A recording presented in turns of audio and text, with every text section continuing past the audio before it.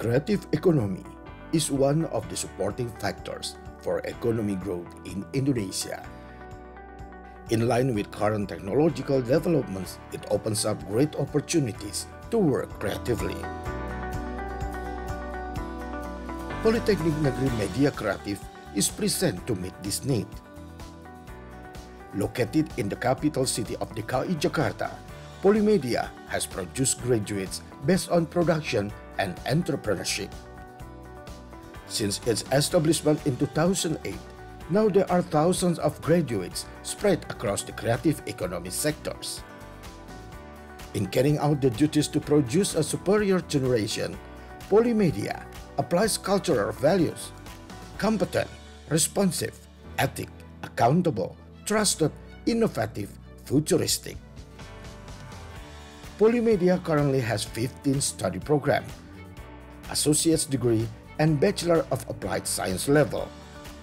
The study program with Bachelor of Applied Science level are fashion design, multimedia engineering technology, game technology, animation, hospitality management, film and television production. The study program at Polimedia with associate's degree are graphic engineering, packaging engineering, machine maintenance engineering, graphic design, advertising, broadcasting, publishing, photography, and culinary arts. In addition to the study program at the main campus in Jakarta, Polimedia has an off-campus study programs or PSDKU in Medan and Makassar. In promoting Merdeka Belajar Kampus Merdeka, Polimedia has collaborated with various sectors. With the spirit of developing resources in creative industries, as well as supporting the development of the creative economy, Polimedia continues to improve itself so that it becomes a vocational higher education institution that is leading and superior in the creative industry in 2030 in Southeast Asia. Momentum perubahan menuju Polimedia bangga semakin kreatif.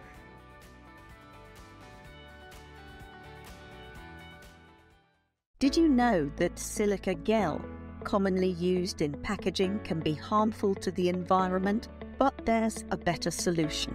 Our Nature de Coco-based plastic packaging. Not only is it made from a renewable resource, coconut waste, but it also has a higher moisture absorption rate than silica gel, making it a safer alternative. And with a degradation ability of 60 over 15 days in soil, our packaging is more sustainable for the environment. Our Nature de Coco-based plastic packaging is not only eco-friendly, but it's also been tested in international scientific conferences and has received a patent for its innovative properties. So, next time you're looking for packaging options, choose Nature de Coco-based plastic packaging. It's a safer and sustainable substitute for silica gel and other harmful materials.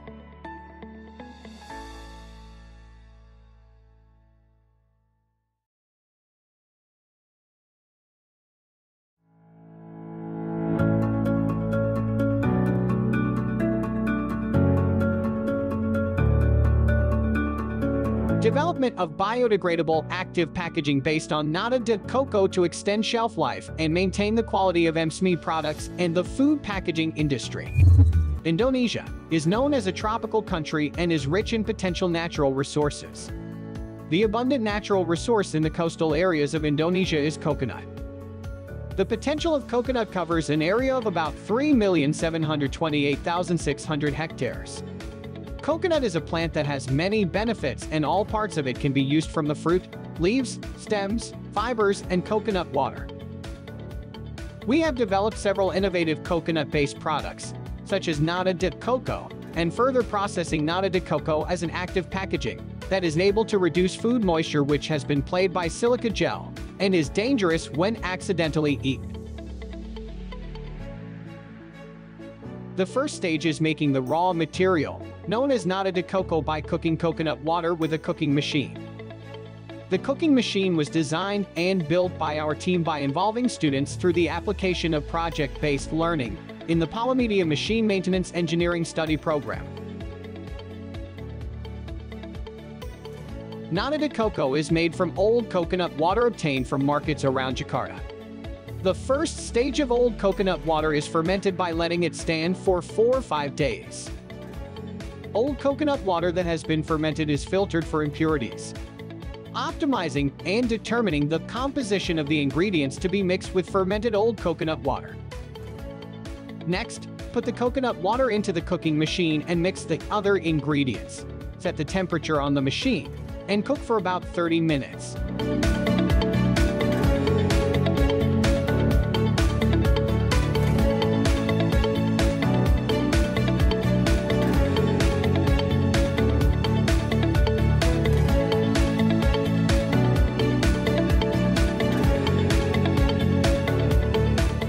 Then pour the cooked coconut water mixture into a plastic container. With a certain dosage, then cover it with newspaper and tie it with rubber.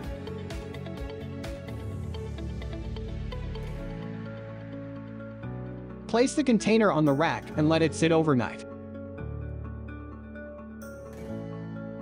After 1 night, pour the bacterial seeds with a certain composition. Bacterial seeds can be produced by fermenting coconut water. At the time of pouring the bacteria, the newspaper cover is only slightly opened on the side. Keep in mind that during the process of growing nata, the container must be stored in a stable rack, not easy to shake and avoid shocks. Wait for 14 days and nata can be harvested.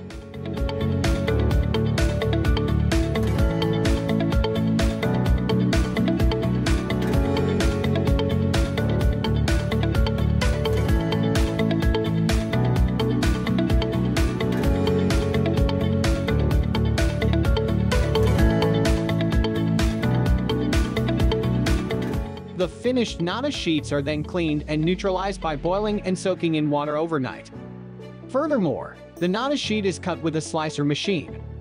The slicer machine is designed and built by our team by involving students through the application of project-based learning. Next, the nata sheets are sliced with a slicer machine to produce very thin nata sheets. The nata thin sheets were also observed and analyzed for the condition of the fibers using a microscope. Furthermore, the nata sheet is pressed using a hot press machine with a compressive strength of 5 tons and a temperature of 60 degrees.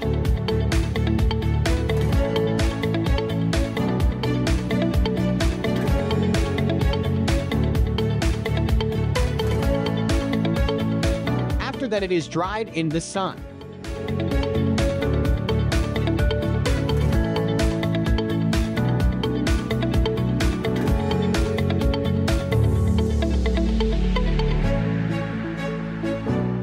Dry nata thin sheets were also tested for their mechanical properties to measure their tensile strength and tear strength.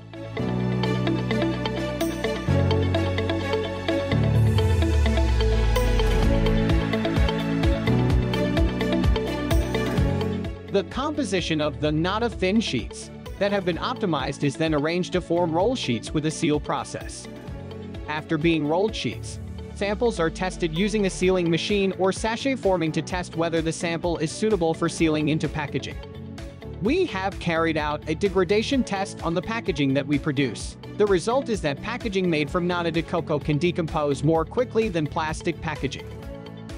We also implemented nata de coco film with the addition of natural dyes into smart packaging with freshness indicator labels on fresh fish and meat. This indicator label can change color according to the level of freshness of the fish by taking advantage of changes in the pH of the fish. We have studied biodegradable packaging branding strategies in the future, investigation of the role of micro, small, and medium enterprises (MSMEs) in the food sector to examine the potential for this research to be applied in the future, and the results have been presented at international seminars. We have also conducted dissemination to partners, as well as participated in several exhibitions, and produced several outputs such as international proceedings, journals, patents, and copyrights.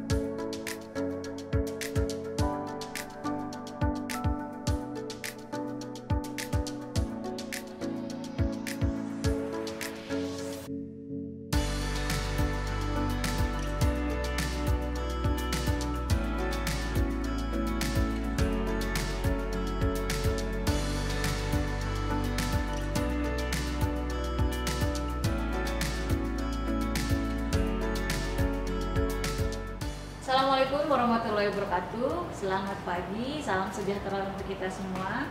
Saya Gema Sukmawati Suryadi, dosen program studi Teknik Grafika Politeknik Negeri Media Kreatif. Kami akan memperkenalkan penelitian kami yang berjudul Sintesis dan Aplikasi Green Varnish berbahan minyak sawit pada aplikasi tinta cetak offset litografi. Latar belakang kami melakukan penelitian ini karena meningkatnya kebutuhan industri grafika terhadap tinta cetak. Namun hingga saat ini tinta cetak sebagian besar bahan bakunya impor dan berbasis minyak bumi. Oleh karena itu perlu adanya rekayasa material yang menggantikan minyak bumi. Salah satunya adalah minyak kelapa sawit. Indonesia sebagai produsen dan eksportir kelapa sawit terbesar di dunia memiliki potensi yang sangat besar. Penelitian ini dilakukan untuk menambah diversifikasi produk kelapa sawit. Kemudian juga untuk sebagai salah satu kontribusi di industri grafika, khususnya adalah tinta cetak, dan kami menggunakan biodiesel sawit sebagai pengganti solvent pada bahan baku tinta cetak offset litografi. Luaran penelitian kami adalah produk green varnish, kemudian produk tinta cetak offset, lalu uji coba produk tinta pada mesin cetak offset, kemudian paten dan publikasi, lalu produk hasil cetak, kemudian uji pasar dan studi kelayakan produk. Kami telah menghasilkan prototipe produk green varnish menggunakan biodiesel sawit sebagai bahan solvent pengganti minyak bumi. Kemudian green varnish ini menjadi bahan baku penyusun dari tinta cetak offset. Kami telah menghasilkan 4 warna tinta cetak offset untuk cetak separasi warna, yaitu tinta cyan, magenta, yellow, dan black. Hasil pengujian kami menunjukkan bahwa hasil cetak dari tinta ini memenuhi standar ISO 12647-2 untuk target warnanya. Kemudian tinta ini memiliki nilai volatile organic compound yang lebih rendah daripada tinta konvensional. Berikut merupakan dokumentasi kegiatan penelitian kami sejak tahun 2020.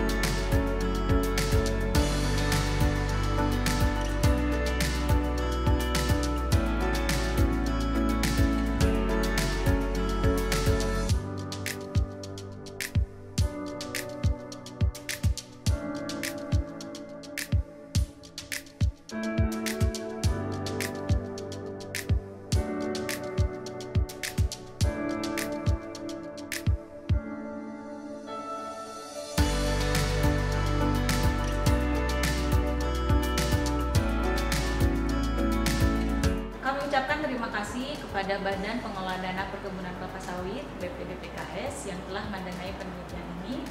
Penelitian ini masih terus berlanjut. Kami melakukan demonstrasi produk pada mesin cetak offset, dan kami masih melakukan development untuk meningkatkan sifat alir nilai cetak dan warna hasil cetak yang terbaik. Harapan kami penelitian ini dapat terus berlanjut hingga tahap komersialisasi dan dapat dimanfaatkan lebih luas di industri. Semoga dengan pemanfaatan biodiesel sawit sebagai bahan baku lokal, selain menambah diversifikasi produk, juga dapat meningkatkan tingkat komponen dalam negeri atau TKDN. Kami berharap penelitian ini dapat bermanfaat tidak hanya untuk industri grafika, industri tinta cetak, industri kelapa sawit, namun juga dapat bermanfaat untuk masyarakat secara lebih luas. Terima kasih kami ucapkan. Wassalamualaikum warahmatullahi wabarakatuh.